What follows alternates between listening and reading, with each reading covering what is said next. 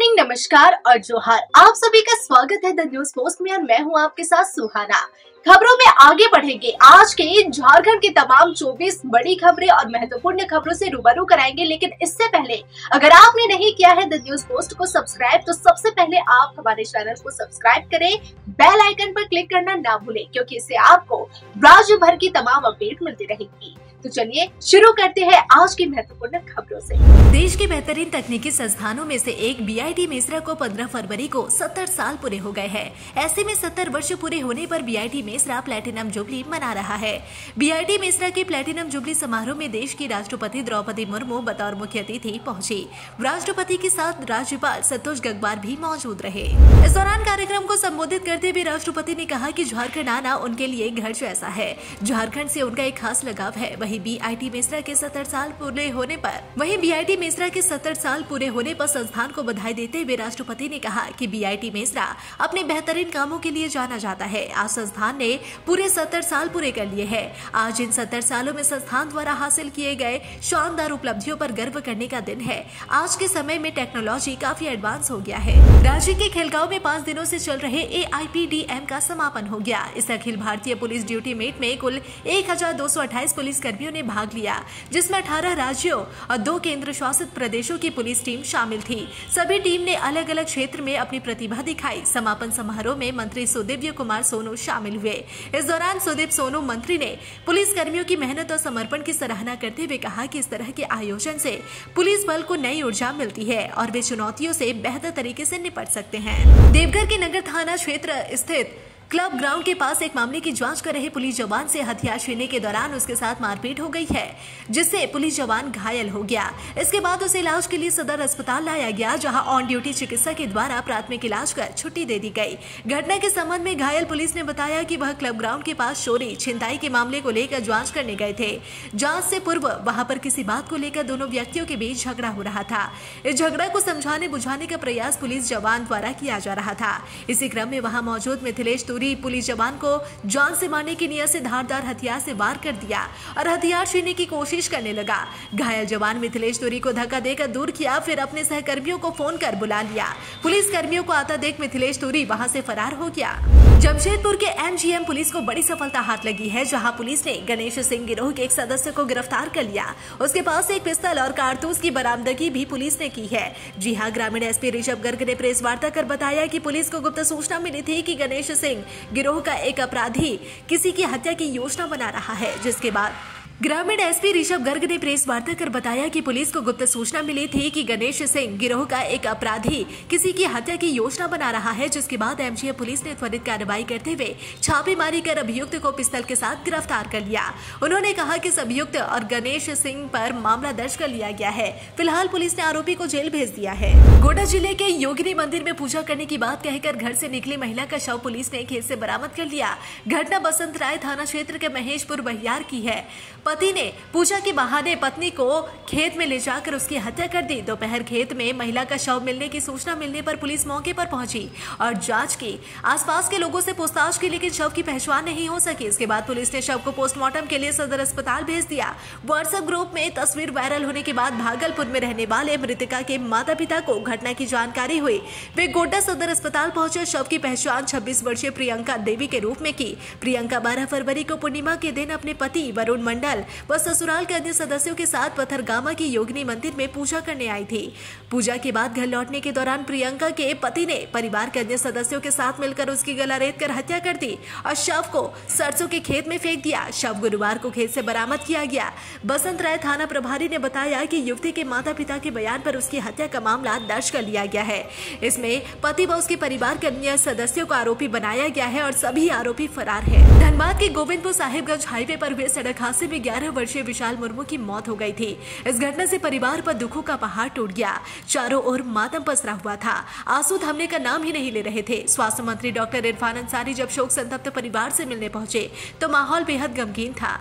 तभी एक और अनहोनी हो गई। मृतक की मां सूरजमणि मरांडी की हालत अचानक बिगड़ने लगी। दर्द और सदमे से उसका शरीर जवाब देने लगा। सांसें थमने लगी, नब्ज रुक गई, धड़कनें थम गई। ऐसा लगा जैसे बेटे के गम में मां भी हमेशा के लिए चली जाएंगी।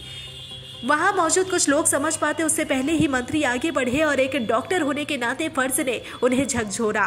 जी हाँ, बिना समय गवाए तुरंत सीपीआर देना शुरू किया और हर सेकंड कीमती थी। रांची सदर अस्पताल में women doctors wing IMA Jharkhand screening प्रशिक्षण कार्यक्रम का आयोजन किया। इस कार्यक्रम में CHO सहिया साथी और सहियाओं को सर्वाइकल, ब्रेस्ट और मुंह के कैंसर की व्यापक स्क्रीनिंग के लिए ट्रेनिंग दी गई। यह प्रशिक्षण कार्यक्रम क्रमवार तरीके से रांची जिले में कार्यरत 300 CHO, 150 सहिया साथी और 3000 सहियाओं को दिया गया। वहीं दूसरे चरण में सोनाहातू प्रखंड में 22 मार्च को यह कार्यक्रम चलाया जाएगा। मंत्री बनने के बाद पहली बार दुमका पहुंचे पेयजल एवं स्वच्छता मंत्री योगेंद्र प्रसाद। जी हाँ, मंत्री एक और बकाये खुलासा करते नजर आए। दरअसल परिषद में मीडिया से बात करते हुए उन्होंने कहा कि नल जल योजना का केंद्रांश 6,500 करोड़ केंद्र सरकार के पास बकाया है, जिसे केंद्र सरकार नहीं दे रही। उन्होंने कहा कि नल जल योजना के SOP के तहत 50% केंद्रांश और 50% राज्यांश है। कुल 22,000 करोड़ रुपए की योजना है। झारखंड में अब तक केंद्रांश और राज्यांश मिलाकर 11,000 करोड़ रुपया खर्च किया जा चुका है, लेकिन मार्च 2024 से अब तक केंद्रांश नहीं मिला। 6,500 करोड़ केंद्र सरकार से लेना है। मंत्री ने कहा कि केंद्रांश 6,500 करोड़ मिल जाएगा, तभी राज्यांश भी मिलेगा। केंद्रांश नहीं मिलने के कारण कई योजनाएं अधर में लटकी हुई है। 2014 की यह योजना 2024 में पूर्ण होनी थी, लेकिन अब केंद्र सरकार ने इसे बढ़ाकर 2028 कर दिया है। एक तरफ जहां पेयजल एवं स्वच्छता विभाग के मंत्री योगेंद्र प्रसाद ने नल जल योजना का 6,500 करोड़ रुपया केंद्रांश नहीं मिलने से पेयजल आपूर्ति की कई योजनाएं अधर में लटके होने का हवाला देकर बकाया राशि की मांग की, तो अब मंत्री दीपिका पांडे सिंह ने केंद्र सरकार पर झारखंड के साथ सौतेला व्यवहार करने का आरोप लगाया। उन्होंने ग्रामीण विकास विभाग की कई योजनाओं का केंद्र से बकाया होने की बात कही। मंत्री दीपिका पांडे सिंह ने कहा कि मनरेगा का लगभग 600 करोड़ रुपया केंद्र के पास बकाया है। इसी तरह आवास की योजना को जोड़ दिया जाए तो हजारों करोड़ रुपया हो जाएंगे। उन्होंने कहा कि केंद्र सरकार ऐसी तमाम छोटी बड़ी योजनाएं जहां केंद्र सरकार को सहयोग करनी चाहिए थी, आम लोगों की जरूरत से जुड़ी योजना है, उसका बकाया नहीं दे रहे। बोकारो पुलिस को मिली बड़ी सफलता। जी हाँ, कम से कम 3 राज्यों की पुलिस को यह बड़ी राहत मिली होगी। बंगाल, बिहार और झारखंड में इस गिरोह की सक्रियता से पुलिस परेशान थी। 4 लोगों के इस गिरोह पर 30 से अधिक मामले दर्ज है। यह चारों झपटमार गिरोह के पेशेवर अपराधी है। इनमें 3 बंगाल के रहने वाले हैं, जबकि एक ओडिशा का निवासी है। फिलहाल बोकारो को ठिकाना बनाकर यह गिरोह छिनताई का काम करता था। बताया जाता है कि झारखंड, बिहार और बंगाल में उनके खिलाफ 31 मामले दर्ज है। बोकारो पुलिस ने इस गिरोह की गिरफ्तारी की सूचना झारखंड पुलिस मुख्यालय समेत बिहार, बंगाल और ओडिशा पुलिस को दी है। गोमिया के पूर्व विधायक व आजसू पार्टी के संस्थापक सदस्य लंबोदर महतो की तबीयत बिगड़ गई, जिसके बाद उन्हें चेन्नई के अस्पताल में भर्ती कराया गया, जहां डॉक्टरों की टीम उनका इलाज कर रही है। उनके खराब स्वास्थ्य की जानकारी मिलने के बाद आजसू के केंद्रीय अध्यक्ष सुदेश महतो समेत कई आजसू नेताओं ने उनके स्वास्थ्य की जानकारी ली और उनके शीघ्र स्वस्थ होने की कामना की। बता दें कि लंबोदर महतो आजसू पार्टी के केंद्रीय महासचिव है। 2024 के विधानसभा चुनाव के दौरान गोमिया सीट पर उन्हें झामुमो प्रत्याशी और मंत्री योगेंद्र प्रसाद ने हराया था। लंबा राजनीतिक अनुभव रखने वाले लंबोदर महतो आजसू पार्टी के थिंक टैंक और सुदेश महतो के करीबी नेता माने जाते हैं। पलामू जिले के सतबरवा प्रखंड क्षेत्र के घुटवा पंचायत की 25 वर्षीय विवाहिता सुनीता देवी ने पति से विवाद के बाद फांसी लगाकर आत्महत्या कर ली। बीते 2 दिनों से पति पत्नी में विवाद चल रहा था। ग्रामीणों ने बताया कि पति 2 दिन पहले बेंगलुरु से घर लौटा था। किसी बात को लेकर पति पत्नी में विवाद इतना बढ़ गया कि दोनों अलग अलग कमरे में सो रहे थे। शनिवार की सुबह उठने पर पति ने जिस कमरे में पत्नी सोई हुई थी उसका दरवाजा खोला तो पत्नी का शव साड़ी के फंदे से लटका हुआ मिला। सूचना पर पहुंची पुलिस ने शव को कब्जे में लेकर पोस्टमार्टम के लिए परिजनों को सौंप दिया। नीलांबर पीताम्बरपुर थाना प्रभारी राजू कुमार गुप्ता ने बताया कि पति मणि कुमार से सुनीता का 2 दिन से विवाद चल रहा था।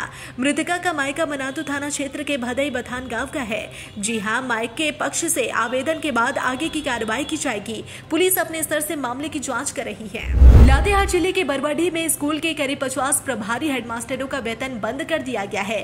भुगतान का आदेश के बाद भी वेतन बंद रहने से प्रभारी हेडमास्टरों में असंतोष देखा जा रहा है। विभागीय रिपोर्ट के अनुसार छात्रों का 80% अपार आईडी का रजिस्ट्रेशन नहीं करने पर उन स्कूल के प्रभारी हेडमास्टरों के वेतन भुगतान पर रोक लगा दी गई है। अन्य शिक्षकों का वेतन बनाकर भेजा गया, लेकिन इन प्रभारी हेडमास्टरों का वेतन अभी भी लंबित है। प्रभारी हेडमास्टरों का कहना है कि मौजूदा हालात को देखते हुए उन्हें वेतन के लिए आदेश दिया गया है, लेकिन BRC से वेतन बनाकर नहीं भेजा गया। इधर बरवाडीह BEEO नागेंद्र प्रसाद सिंह ने बताया कि उन सभी का वेतन बंद कर दिया गया था। उन प्रभारी हेडमास्टरों को शीघ्र सभी छात्रों का अपार ID का रजिस्ट्रेशन करने का निर्देश दिया गया है। कोडरमा जिले में वर्ष 2023 में हुई दहेज हत्या मामले में अदालत ने त्वरित कार्रवाई करते हुए इस मामले में शामिल लोगों को दोषी करार दिया है। कोर्ट ने सुनवाई करते हुए तिलैया थाना क्षेत्र के झुमरी कर्मा में हुई हृदय विदारक घटना में पिता पुत्र को दोषी करार दिया। इस मामले में सजा पर अंतिम निर्णय 18 फरवरी को होगा। आपको बता दें कि 27 जुलाई 2023 को तिलैया थाना क्षेत्र के पूतो मैसौधा कर्मा निवासी विनोद यादव ने अपनी पुत्री अंजलि कुमारी की संदिग्ध परिस्थितियों में हुई मौत की प्राथमिकी दर्ज कराई।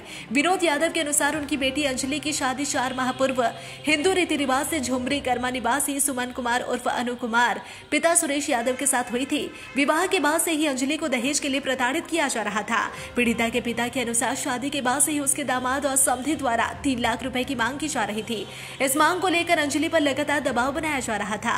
इतना ही नहीं, सुमन कुमार के किसी अन्य लड़की के साथ अवैध संबंध होने की जानकारी भी सामने आई थी। इसे लेकर कई बार पंचायत बुलाई गई थी, लेकिन हर बार समझौते की कोशिशों के बावजूद अंजलि को शारीरिक और मानसिक रूप से प्रताड़ित किया जाता रहा। GST में फर्जीवाड़ा, वेबसाइट और ऑनलाइन गेमिंग के आरोप में हजारीबाग कटकमदाग पुलिस ने शनिवार को 3 लोगों को गिरफ्तार कर न्यायिक हिरासत में भेज दिया है। इसमें रामनगर कदमा गांव के क्षितेश कुमार पिता वीरेंद्र साव, ऋतिक कुमार सिन्हा पिता मनोज प्रसाद सिन्हा, एकलव्य कुमार पिता सुधीर कुमार का नाम शामिल है। तीनों के पास से कटकमदाग पुलिस 3 लैपटॉप, 3 मोबाइल, कई बैंकों का डेबिट कार्ड, बैंक पासबुक, सादा समेत अन्य फर्जीवाड़े के सामान बरामद किए गए। इस बाबत कटकमदाग थाना प्रभारी पंकज कुमार ने बताया कि गिरफ्तार लोग ठगी और फर्जीवाड़ा बड़े पैमाने पर चला रहे थे। इसकी सूचना मिलते ही पुलिस त्वरित कार्रवाई करते हुए सभी को गिरफ्तार कर ली है। इस मामले में शामिल अन्य लोगों को भी पुलिस तलाश रही है। दोषियों के विरुद्ध कड़ी कार्रवाई की जाएगी। मैया समान योजना के लाभुकों पर अगले माह यानी होली पर खुशियों की बौछार हो सकती है। लाभुकों को एक साथ 3 माह की राशि उनके खाते में भेजी जा सकती है। महिला बाल विकास एवं सामाजिक सुरक्षा विभाग एक साथ राशि जारी करने पर काम कर रहा है। जानकारी यह भी निकलकर सामने आ रही है कि यदि जिलों से शिवरात्रि तक रिपोर्ट आ जाती है तो शिवरात्रि के पहले ही मैया योजना के लाभुकों को 2 महीने यानी जनवरी और फरवरी की राशि उनके खाते में भेज दी जाएगी। बता दें कि जनवरी से अब तक करीब 3 लाख लाभार्थियों के बैंक खाते आधार से लिंक हो चुके हैं। इसके बाद भी करीब 20 लाख लाभार्थियों के बैंक खाते आधार से लिंक होना बाकी है। ऐसे में समाज कल्याण विभाग तैयारी कर रहा है कि अगर लाभार्थी को बकाया राशि एक साथ देनी भी पड़े तो उससे पहले सत्यापन प्रक्रिया पूरी कर ली जाए। ऐसा करने से किसी अपात्र लाभार्थी को राशि ट्रांसफर नहीं हो पाएगी, यानी जरूरत पड़ने पर जनवरी, फरवरी और मार्च की राशि एक साथ भी दी जा सकेगी, यानी लाभार्थियों को एक मुश्त 7500 रुपए मिलेंगे। देवघर के कुंडा थाना अंतर्गत बलिया चौकी के समीप एक महिला से छिनताई की घटना घटी है। महिला सारठ थाना क्षेत्र की रहने वाली है। बाइक पर सवार छिनताई गिरोह के 2 सदस्य महिला से पर्स, मोबाइल को छीनकर बाइक पर बैठकर भाग रहा था, तभी आगे वह गिर गया। महिला चिल्लाने लगी तो आसपास के लोग इकट्ठे हो गए और छीनने वाले को पकड़कर पुलिस के हवाले कर दिया। वहीं दूसरा सवार अपराधी भागने में कामयाब रहा। छिनताई के दौरान महिला भी गिर गई। छीनने वाला और महिला दोनों जख्मी हो गए, जिसे सदर अस्पताल लाया गया, जहां दोनों का इलाज चल रहा है। देश में 1 नेशन 1 इलेक्शन की चर्चा होते ही लोगों में जागरूकता फैलाने के लिए टीम गठित कर दी गई, जिसके बाद से लगातार देश में एक चुनाव को लेकर बैठकों का दौर जारी है। पहले यह बैठक राजधानी व महानगरों में हुआ करती थी, लेकिन अब यह बैठक जिला स्तर पर भी होनी शुरू हो गई है। इसी क्रम में गढ़वा चैम्बर ऑफ कॉमर्स द्वारा चैम्बर भवन में 1 नेशन 1 इलेक्शन को लेकर व्यवसायियों की एक बैठक की गई। बैठक में मुख्य अतिथि के रूप में भाजपा के पूर्व विधायक सह प्रदेश उपाध्यक्ष भानु प्रताप शाही उपस्थित हुए। बैठक के माध्यम से व्यवसायी वर्ग के लोगों के बीच इस विषय को रखा गया, जिसके बाद व्यवसायियों ने इसे देश के हित में बताते हुए इस अभियान को अपना समर्थन दिया। साहिबगंज जिले में इन दिनों जिले के तेज-तर्रार उपायुक्त हेमंत सती बेहद एक्टिव मोड में है, ताकि सरकार की महत्वाकांक्षी व जन कल्याणकारी योजनाओं का सीधा लाभ बहुमूल्य तरीकों से बसे ग्रामीणों में मिले। जी हाँ, इसके बावजूद भी आदिवासी ग्रामीण इलाकों में लोगों को सरकार के जन कल्याणकारी व महत्वाकांक्षी योजनाओं का लाभ सही से नहीं मिल पा रहा है। ताजा मामला जिले के तालझारी प्रखंड से सामने आ रहा है। तालझारी प्रखंड पर स्थित करमपुरातो पंचायत क्षेत्र के शर्मपुर महाराजपुर मुख्य सड़क से झिकरा हरिकोल मुखिया टोला जाने वाली मुख्य सड़क पूरी तरह से जर्जर हो गई है। इस पथरीले सड़क पर जगह जगह बड़े बड़े गड्ढे के चलते लोगों का पैदल निकलना मुश्किल हो गया है। आए दिन इन गड्ढों के चलते दोपहिया वाहन चालक चोटिल होते रहते हैं। वहीं जब द न्यूज पोस्ट की टीम ने सड़क की समस्या को लेकर उनसे बातचीत की तो उन्होंने बताया कि यह सड़क करीब 10 साल से नहीं बना है और इस पथरीले सड़क पर गाड़ी और मोटरसाइकिल तो चलाना दूर, पैदल चलना भी मुश्किल हो गया है। उन्होंने आगे बताया कि सड़क की समस्या को लेकर हम लोगों ने कई बार स्थानीय मुखिया से लेकर विधायक से लेकर सांसद को भी आवेदन दिए, लेकिन अब तक किसी ने भी सूद नहीं ली। धनबाद के बलियापुर सीईओ के रिश्तेदार का राशि में अपहरण कर लिया गया। अपहरणकर्ता के चंगुल से बचकर वह धनबाद जीआरपी के पास पहुंच जान बचाने की गुहार की। मतलब अपहरणकर्ता उनके पीछे पीछे थे। वह थाने में ही बेहोश हो गए, जिसके बाद जीआरपी ने इलाज के लिए शहीद निर्मल महतो मेडिकल कॉलेज एवं अस्पताल में भर्ती कराया, जहां अभी भी इलाज चल रहा है। रांची के कांके निवासी रणविजय सिंह गुरुवार को अपने घर से पैसे निकालने की बात कहकर निकले थे। घर में रिपेयर का काम चल रहा था, उसके बाद घर नहीं पहुंचे, जिसके बाद परिजनों ने उनकी गुमशुदगी का मामला इटखोरिया थाने में दर्ज कराया था। पलामू शिवाजी मैदान में 19 फरवरी 2025 को प्रमंडल स्तरीय किसान मेला सह प्रदर्शनी का आयोजन होगा। मेला सह प्रदर्शनी के सफल आयोजन को लेकर पलामू उपायुक्त शशि रंजन की अध्यक्षता में आज समाहरणालय सभागार में बैठक हुई। उपायुक्त ने मेला सह प्रदर्शनी के सफल आयोजन को लेकर विभिन्न विभागों के पदाधिकारियों को निर्देशित किया। उपायुक्त ने कहा कि किसान मेला सह प्रदर्शनी के माध्यम से किसानों को कृषि के क्षेत्र में विकसित नवाचारों की जानकारी मिले, इस दिशा में सक्रियता से तैयारी करना सुनिश्चित करें। उन्होंने कहा कि मेला में किसान एक दूसरे किसानों द्वारा उत्पादित सब्जी एवं अन्य उत्पाद के बारे में जानकारी प्राप्त करेंगे।